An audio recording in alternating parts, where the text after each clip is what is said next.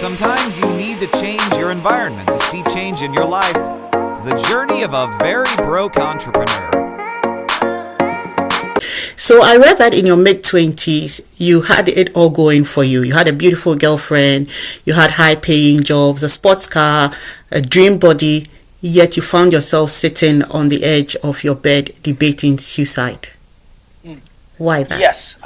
Yeah, it's a great question. I think when people hear that, they think to themselves, well, that's exactly what I want. I'd love to have extra money and a sports car and all that stuff. But the truth is I wasn't fulfilled. I had a lot of things that could have brought me quote unquote momentary happiness, but I wasn't fulfilled. I wasn't on a mission. I didn't feel like I was having an impact on the world. I wasn't growing a lot. And what happened, Sheila, is I ended up making $100,000 at 26 years of age. And when I opened my pay stub, I thought I was going to be more confident. I thought I was going to feel better about it myself. I thought I was going to fix my insecurities, and it didn't do any of that. It didn't fix anything internally. I thought all of the external results were going to fix the internal voids that I had, but that didn't happen. That actually made it a little bit worse. So I ended up starting a podcast called the Hyperconscious Podcast. That was my baby.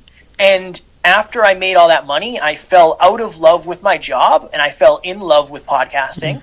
And I started calling out of my workplace. I would leave the jobs early. I'd show up late.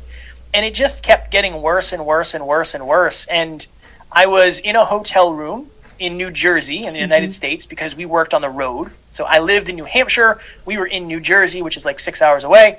My alarm went off at like 5:15 in the morning. I sat up, I slid to the edge of the bed, and I was lacing up my work boots, and I had done this 1,000 times. But that morning it was different. It was like there was 10 televisions on in my head at the same time, and every single one was on a different station.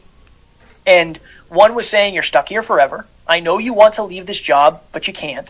If you do leave, what will your friends think? If you do leave, what will your family think?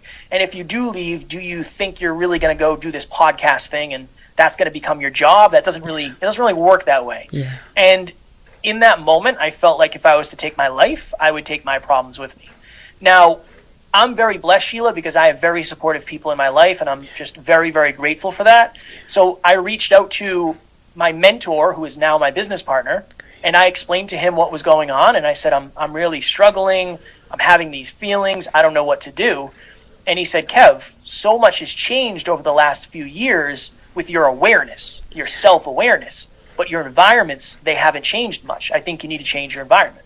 So I ended up leaving that job 3 or 4 months later and beginning the journey of a very broke entrepreneur, Sheila, the journey of becoming an entrepreneur.